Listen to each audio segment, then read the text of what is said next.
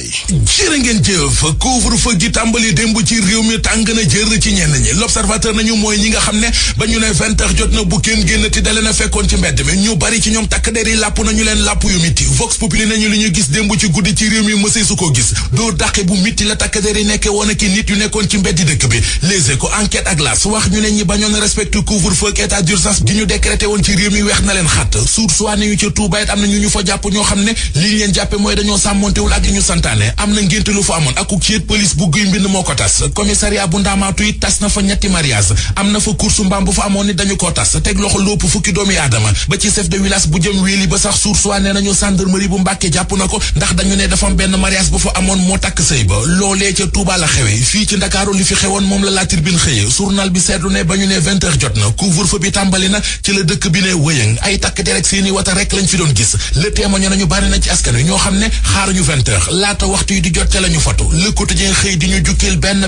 xew-xew yi xew ci réew mi te laale ak coronavirus bi coronavirus la ko tuddee bokk na ci juróom-ñaari cas coronavirus yu yees yi waa ministère de la santé xam ne démb ne am na ci réew mi Serigne Mountakha Mbacké Bassirou xalifa général des Mourides mi joxe ndigalul ñu tëj jumaa ya ca Touba Maître Oumar Youm ministre des transports mi leeral démb ana ci yenn anam la ñuy maye nit ñi ñu tukki ak wata ba ci kujjeg politique gi ci réew mi te ñu bari ci ñoom demoon démb gise ji ak président Macky Sall ba xamal ko ne ko danañu taxaw ci wetam jàppale ko ci xeex bi muy xeex Soleil national nañu union sacrée way politique yi ci réew mi fàtte nañu seenu pété politique dem féete ji ak président Macky Sall ngir jàppale ko ci xeex bi muy xeex ak mbas mi ci réew mi Sud Quotidien nañu moom président de la République démb ci la dañu gisee opposition bi ci réew mi ci palais de la République am nañu déggoo ci àndandoo ñoom ñëpp xeex Covid-19 bi muy Idrissa Seck di Alaaji Malick Gakou Ousmane Sonko Khalifa Sall Pape Diop Tafsir Thioye bu Parti démocratique Sénégal ñoom ñëpp ku ci nekk ba nga gisee président Macky Sall ba génn li nga wax Sud Quotidien xëy nañu ko bindal ci xëtamuñ la Sénégal nañu opposition bi ci réew mi pare nañu ngir gunge président Macky Sall ci li muy xeex mu di coronavirus bi Le Témoin nañu loone duma ko def rek ku la ëpp doole moo la ko tegul coronavirus bi tax na opposition bi nangoo dem wuy ji Macky Sall ca palais ba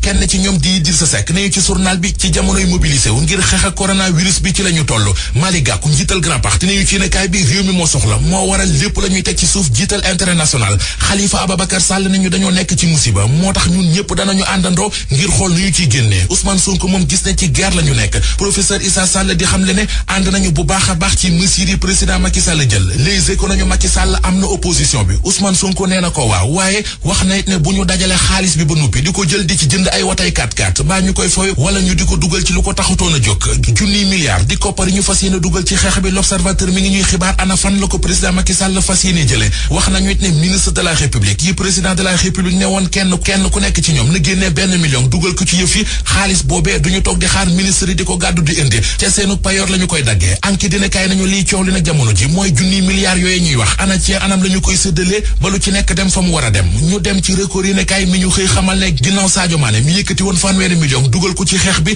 beneen football katub Sénégal di Diao Baldé Keita topp nay tànkam moom Diao Baldé Keita record nee nañu joxe na 10 millions ak benn